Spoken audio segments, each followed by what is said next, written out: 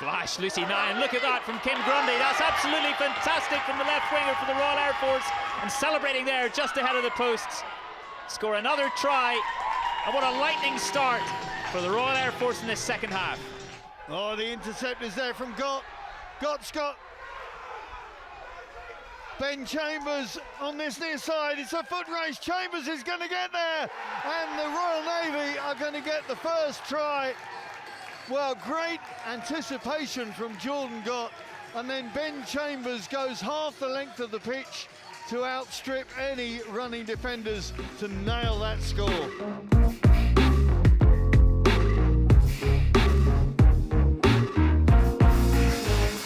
Well, just what we hoped for. Fantastic games on the opening weekend of this year's Inter-Service Rugby Championship, and a win apiece for both the RAF in the women's match and the Royal Navy in the men's. Just before we look back at those two matches, we'll get a bit of reaction really from both camps. First up, RAF captain Lucy Nyan, her team's performance, followed by a very happy Royal Navy men's winger Ben Chambers on that outstanding breakaway try. We had a really good win against the Navy at the weekend. A little frustrated, I think. I think it took us a little while to get into the game. I think we probably left some unanswered points out there as well. But obviously, super happy with our second half performance. All credit to the Navy. We knew they were going to be physical, and that's exactly what they brought for the first half. And I think going forward, we know that that's how the Army like to play as well. So a bit of work definitely going forward to make sure that we can counter that physical side of things. But in terms of our play out wide and in the backs, I think some of the tries that we scored have just shown little glimpses of what we can do. So yeah, really looking forward to obviously watching the Army-Navy game, and then coming back into camp prepping for the Army game. Yeah, I was absolutely buzzing to get a try on Saturday. On a personal level, it was great for me to have the kids there, seeing that, and to break my dry spell in a blue shirt. And it was great for the team as well. Came at a good point of the game, nice and early on, was receiving a lot of pressure from the RAF. Great read, great inset from Jordan, and a fantastic kick that allowed me to get into third gear, beat the RAF defence and get on the score sheet. Cy Hunter here, and delighted once again to be joined by my good mate JJ Bates. Tell me you're a Northampton Saints fan without telling me you're a Saints fan. The shirt is great. I don't know what gives it away. Who could tell? You had a great weekend as well, running up and down the touchline, getting plenty of good social media videos. How did it go? Yeah, very good. Got lots of amazing content and very close to the action. Plenty of exercise, but not as much as our very own cameraman who was running down the other touchline. I mean, you've got some of his stats to hand. Absolutely. Chris Giles, yes, as you say, 21,000 steps I think it was. And this is something we need to link you up with, because in order to get your heart rate and some of those stats, what we might actually have to do is develop some sort of a leaderboard, I think, and see all of you get very competitive in that too. Yeah, who's gonna actually burn most calories out the people running up and down the touchline rather than just the ones running around on the pitch? It did look as well, seeing some of the stills, some of those photographs behind the scene from the weekend, it did look almost like you were Lewis Bartley's personal cameraman. Our other cameraman, Lewis, who was also on the other touchline, and you were standing there in the background with your camera on him too. Yeah, I was the cameraman's cameraman, as often the way with social media. Yeah, we need a bit of a chain, don't we? I guess first things first, new venue, we mentioned it before, Franklin's Gardens, fantastic storied ground. I mean, your shirt tells it all, doesn't it, as well, with your Saints fan. How did it perform, do you think? How did it host both those games? I think it did a brilliant job of hosting the men's and women's games, and it shows that new platform that the tournament's moved on to, and these are elite athletes and they deserve to be on the stage in elite stadiums, and I felt that being at Cinch Stadium, Franklin's Gardens, kind of completed the set now, and that all three games are taken as seriously.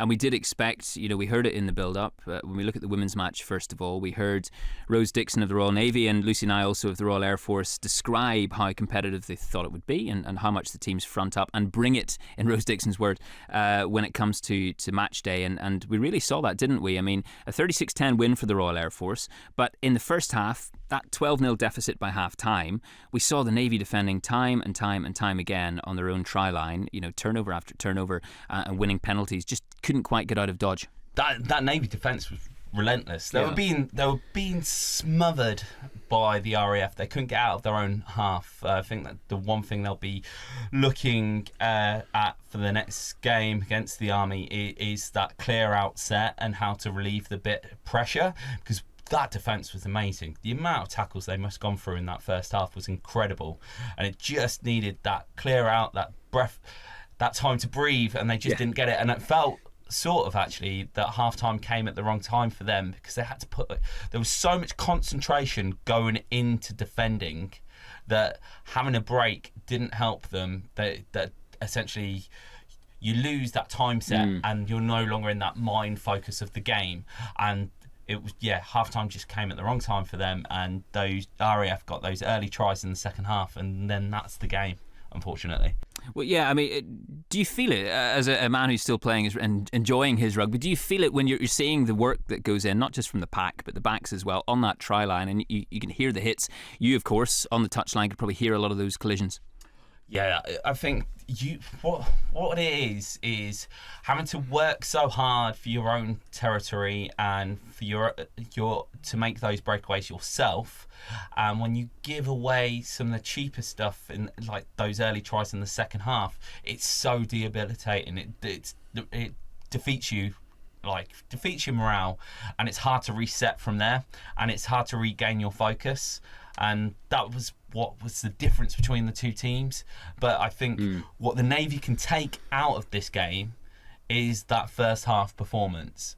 If they put as much focus into attack as they did into defence, then they'll put up a good fight against the Army for sure. Well, the difference, I thought, that those 12 points were the difference, as we say, at the interval. And the difference, I think, those two tries that the RAF got in the first half detailed just how wide a range of attacking options they have. You know, the first try, Ella Johnson, who was fantastic in the number 8 shirt, powering over from close range. And then, not long after, actually, a scrum on the near side of the pitch from where we were and our cameras were, sucking in that Navy defence and the ball shipping wide, getting it through the hands. You know, we saw Caris Morris, Graham Jenkins to Caris Morris, and then Lucy Nye doing very, very well to break free of a tackle and ship that ball out. Evie Longworth finishing in the corner. Yeah, to be fair, that second try is sort of the try that you're never willing to give away tries, but if you are going to give away a try, it's one of them where you've made the other team ship the ball all the way, and you forced them all the way to make that extra pass. And if they get in round the corner, they get in round the corner. But then what the Navy did really well was fronting up, and they just kept that up until half time, as I say, and then that reset didn't allow them to refocus. Sometimes you're in the throes of the game, and it just kind of it came apart a little bit at that beginning of that second half. Well, yeah, and I mean, threats all over the pitch for the Royal Air Force. And if you look at that back row as well, Emma Tadman, the crunching tackles from Annie Forbes, as we always are accustomed to seeing, and Ella Johnson, who was brilliant in that scrum cap all game. The Navy halfbacks almost have a target in their backs for the whole game. You can't get that ball going forward when you have a back row that's performing like the RAFs that we saw on Saturday. Yeah, I think so. I think another thing they probably will look at when they take a look back at the game is perhaps sitting a little bit deeper when they've got the ball and making sure those passes go in front of the player. And a couple of times they'll know this, the ball's coming into the player or just slightly behind, and it stops that momentum going into the gain line, and then obviously going into the gain line, relieving that pressure, getting a nice clean feed to the scrum half, and then getting out again. And those are the things that they'll be working on, I'm sure, over and over again ahead of that Army game. Well, we will come to her in a minute. Daisy Fahey, who was player of the match, and rightly so at fullback. Fantastic performance with ball in hand and ball off the boot as well. She mentioned that at half-time, they were talking about it in the dressing rooms, that the first half performance was not what they expected of themselves. She said that often that can come in the first half of an inter-services campaign, and obviously what they said at half-time really worked. I mean, they came out firing just a minute or two in, and Elise Fletcher powering over to make it 19-0, and the floodgates kind of opened from there, didn't they? Yeah, exactly that. Just essentially the all that focus that they had to put in, and we spoke about it at the game, and how much that's going to tire you out at some point.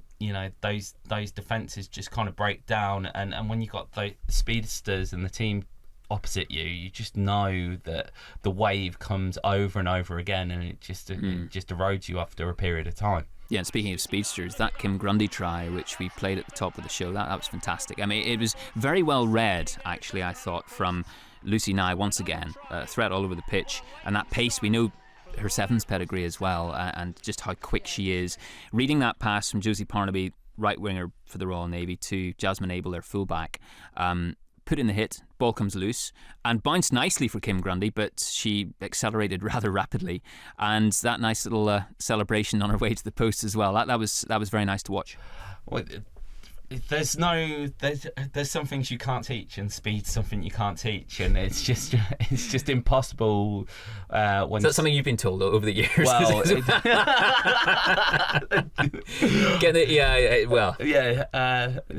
I was built for comfort, not speed. That's a well-rehearsed line, I know it. But yeah, as you say, that speed is something that you know, the talent is fantastic. Yeah, the talent's fantastic, and when the ball's coming out in open space to a player of that calibre, there's only one thing that's going to happen, isn't there, really? Yeah, and coming on to Daisy Fahey and her performance, I think we mentioned before how important it is when you have a blitz defence to be able to put the ball over the top and try and turn that defence around, especially in the face of quite a powerful pack. And the Navy just couldn't quite do that. But someone who was able to control the game territorially was Daisy Fahey, RAF fullback. And every time there was a chance of putting the ball down in the corner and pushing the Navy right back, she did so. And of course getting 2 tries of her own as well, soon after that Kim Grundy score, on the far side of the pitch. And kind of taking route one. I mean, we saw, I think, the first of her 2 tries, quite a lot of space out right, but she just powered through. She didn't mind. She just decided, right, I'm going for this, and scored a second not long later in exactly the same position. I think she showed a full array of her skill set, 100%. Both in defence and in attack. You know, just having a great boot, rugby intelligence, and power to match. So she literally opened up the Swiss Army knife of rugby skill sets, and it was an incredible performance on Saturday, for sure. Speaking of kicking, and someone we've mentioned before, and someone the Navy relies on fairly heavily, is Jess Bryan. And they did get on the scoreboard. You know, towards the end of that second half, they decided to try and convert the points when they got a penalty quite close to the post, and she put it over. And someone who performs like that from tight head, number 8, wherever you may see her in the pack, is pretty special. Yeah, it was kind of a thing where I felt that actually once it got to a point where it felt the game had gone away, the Navy had calmed down a bit and actually showed a little bit more composure in that last quarter of the game. Just obviously that opening to the second half just kind of killed the game off, but they then started to show a little bit of composure, and that's something again that they can take out of the game, because there's talent in that team. Massive for amount sure. of talent, yeah. You know, there's lots of talent in that team. I thought Rose Dixon showed a lot of composure at time, putting a lot of amazing tackles throughout that game. In a different shirt as well, in 10 shirt, which we know she's played, but somewhere different from her, I guess, her favoured centre placing. And performed very well, as you say, in defence and attack. And not easy, as we say, when you're getting back foot ball a lot of the time. Exactly. When you're getting that back foot ball and getting that pressure onto you, and as I say, it felt at times just when they were in their own half, they needed to sit back even a little bit more when they had the ball, and just allow that extra time, because that RAF blitz was extremely good on Saturday, extremely good. They were coming up as one and putting those pressures on, and even getting some decent kick blocks. I remember one Rose tried to get down, and it was in the bottom corner, literally in the 22, and it's just so hard when you're getting smothered. So just stepping back and giving yourself that extra time, I felt was something that they needed to do. And then once again, I think that came when they got that composure in that last quarter. But as I say, unfortunately, the game had already came away from them. RAF physicality was something special. And a word actually on Emma Tabman. Hopefully she's okay. We saw her come off clutching her rib cage, just to exemplify how physical that match was. And Maura Douglas, a word on her for the Royal Navy, coming on as a replacement, scoring that try, outstretched, and us wondering, is she going to make it, and just full body, right arm, ball in the right hand, getting over the whitewash eventually. Yeah, it just showed the commitment of the game, to be fair. As you say, there was, rib smashers, people just running over people through the line breaks. You just really felt that physicality. I wonder whether part of that was actually being in an arena like Franklin's Gardens. We all know that IS Rugby brings out the best in these players. It's like a cauldron, isn't it, the way it's set up as well? Yeah, exactly. And just being on that platform, I think, just gives you that little bit extra. It was WrestleMania at the weekend, but there were certainly lots of slams going on that pitch on Saturday for sure. And a very happy Lucy Nye at the end, RAF captain, and celebrating with her team, and Daisy Fahey talking about how special it was, that performance. And I think that one of the nicest things I heard all weekend, in fact, and for a long time, was Lucy Nye talking about just how important the work that's gone on off the pitch has been to that which has gone on the pitch. And if we look across the spectrum of modern sport, look at baseball, for example, and cricket, and we always talk about Baz McCullum and Ben Stokes nurturing the side and making sure that everyone feels valued. That's something that Lucy and I talked about, and she said, we know that if people feel valued, they're going to come onto that pitch and perform. And that cohesion, we talk about the light blue family as well, that they mentioned, that phrase they use. That cohesion was very clear the entire match. Yeah, I think we've spoken about this previously. What goes on off the pitch, you bring onto the pitch. Yeah. So making everyone feel appreciated as a squad, not just as a team, and that whole idea of that getting those claps from everyone who's not on the pitch, that makes you feel that family, and that sisterhood certainly came onto the pitch on Saturday for sure. I think that makes you then run that extra bit on the pitch as well. And I always say that, having, from my personal experience, those brothers that you go into battle with all through the time, it's like that thing of, I'm not running into a brick wall for me, I'm running into a brick wall for everybody I'm with. Absolutely. And it sets it up beautifully in the tournament as well for the RAF's clash with the defending champions, the British Army, at Kingsholm on the 17th of May. And before that, of course, the massively fancied match, the double header at Allianz Stadium, Twickenham, Army-Navy, on the 3rd of May. So plenty to look forward to. Turning to the men's game, and something of an unknown quantity, we said the RAF would be. New skipper in Mark Williams, new head coach in Tom Gardner, and they certainly brought it out there on the pitch in terms of a very nice style of rugby to watch, didn't they? They are the jouet of inter-service rugby. Yeah. And they bring a fantastic brand. There's no way in my mind that anybody can stop the RAF scoring a try in a game. They are not going to go in a game and not score a try. They've just got they've got the power and speed to match, and they try things, and that's what makes them so enjoyable to watch. They are literally that entertainers team, and as I say, they're the jouet harlequins of the inter-services. It's brilliant to watch, but I think in a fairly close match, 27-17 the result to the Royal Navy, and they maintained their discipline more than the RAF were able to do. A lot of those penalties slotted over by number 10 Hanley for the Navy.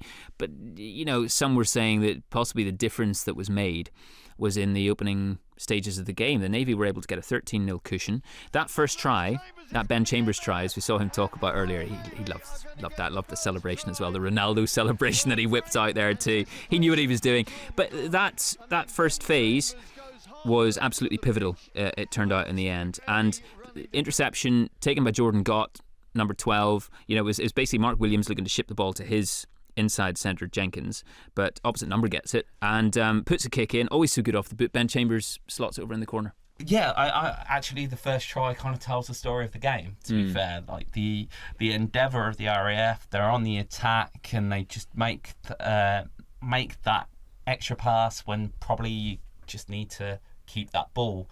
Like all the things that I enjoy watching them for, but it's that also the things that can get you into trouble. And then Gotti with that instinctive interception and then the kick through. You can't underestimate what the Navy did to take full advantage of that situation. Like that, when Gotti got that ball, that wasn't a guaranteed interception. There's no defence behind. There was still a lot of work to do, and the Navy showed up so much composure during that game, and they were so good at kind of killing the game off. Soaking up that pressure, weren't they? A lot of the time from the RAF, key moments, I thought. Yeah, there was just key moments where they just stopped that momentum, and those, as you say, I think Hanley kicked one miss, I think there was. For the entire game. For the entire game. That's right. It's just metronomic with that boot on the day, and at those key moments, just kind of killing that RAF momentum, because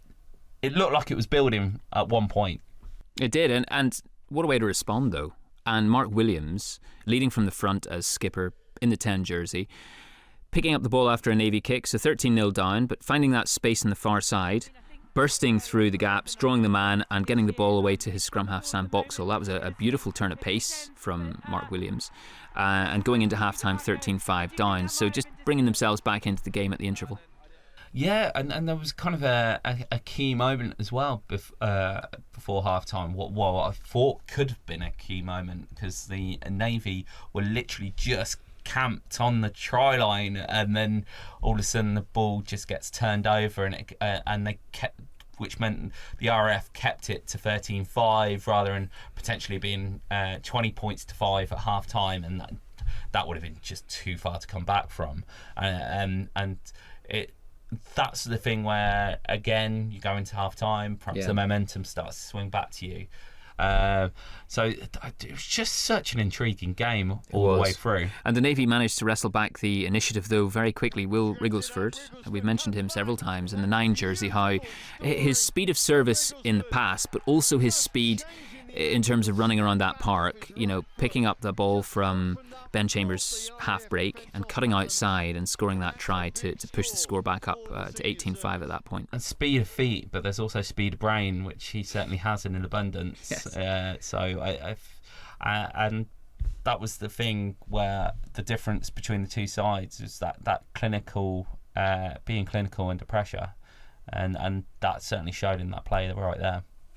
And both sides, a habit really of responding fairly quickly after a try was conceded. I mean, James Roberts, the RAF hooker who's been around the UCAF setup for some time, very savvy hooker, managing to make the most of a penalty advantage. The ball goes out wide, and Williams once again getting the ball out and finding, how often do we love to see hookers on the wing as well, finding James Roberts dotting the ball down there to bring the score back to 18-12. He wasn't taking a breather. No, he wasn't. No, he was not on that wing taking a breather. He was seeing. He knew what he was doing. He's been planning for that all year. This is exactly what he's been doing, and he's been telling anyone at training sessions who's told him to get off that wing where to go. Yeah, exactly. Yeah. All hookers on the wing are there to dot down in the corner. They are not. They're not taking a break in any way, shape, or form.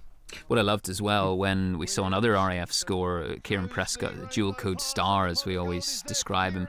I love the bit of commentary from Simon Ward in that match. The pot of gold, he said, which was gratefully accepted really by Kieran Prescott, and a lovely pass over the top by Mark Williams. I always love seeing those passes. You see, the ball going over those defenders and picked up by the number 14 there. Yeah, I mean, I think it's hard to stop the RF from scoring at least one try in a game. I think it's hard to stop Kieran Prescott scoring one try in a game. Like he's somebody who just knows where to be instinctively, and once again his pace is phenomenal, and just when he's in that corner, it's hard defensively to stop somebody who's got that skill set.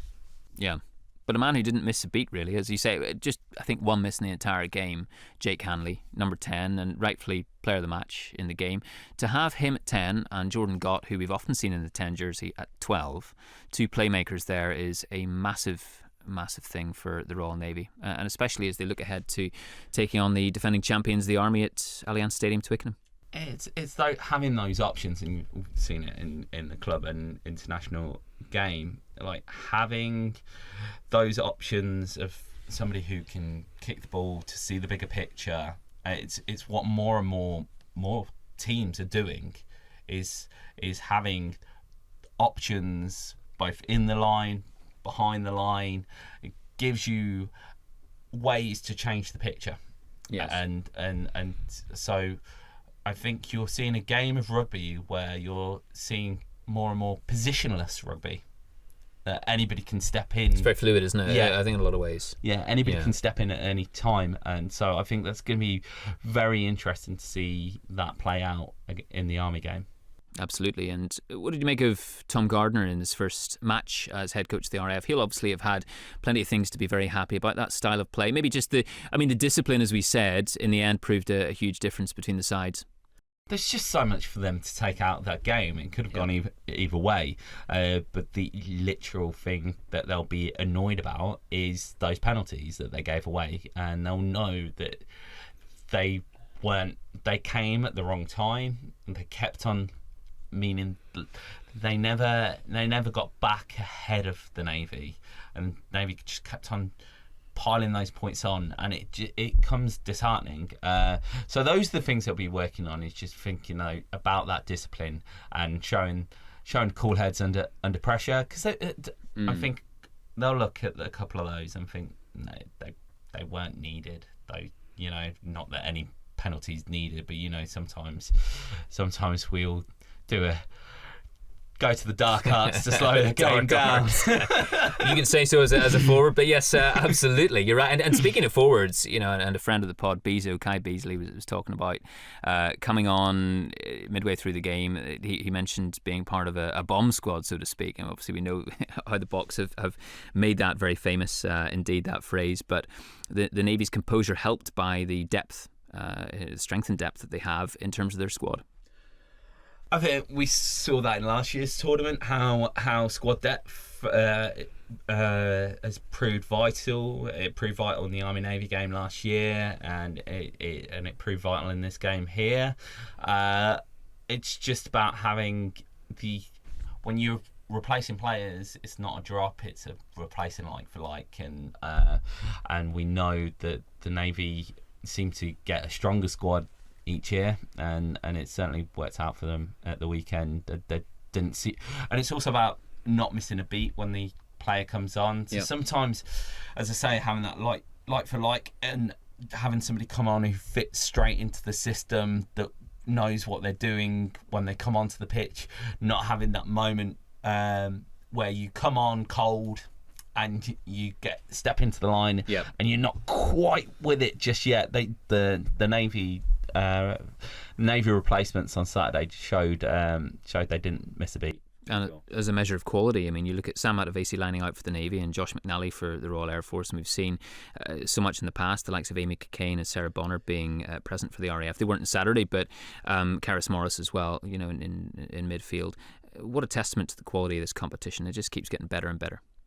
Yeah, I just think you've got these international players, you've got these top club players who are part of this tournament, and that's another reason why it's so important for them to be performing in these elite arenas. And it's interesting that we're talking about positionless rugby, talking about bomb squads. You can see how international and elite level rugby is filtering into the inter-services and into the tactics of what's going on during the game time. And that's what you get when these players come into the squads. They add that technical level, and I think it shines through. It really does, doesn't it? Well, it's very exciting, and up next, of course, a massive, massive occasion, Army v Navy at Allianz Stadium, Twickenham on the 3rd of May. We'll have plenty, of course, won't we, of behind-the-scenes content, both on social media, on our website, forcesnews.com, I should say, and BFBS Forces News YouTube channel as well. We've got highlights of the match and the matches last weekend, so take a look at some of those. Where else can we find some of the social media stuff, JJ? Well, just follow us all. Follow all of the social platforms. We're on TikTok, we're on Instagram, we're on the usual Facebook and X, as it's known now. Were you practicing that? Oh, goodness me. Come on. I thought you were doing the YMCA or something we're there. on Threads, we're on Blue Sky. So, yeah, we're on all good social platforms and some not so good social platforms. Well, we'll move on from there. But yes, we look forward to joining you very soon, and we'll see you next week.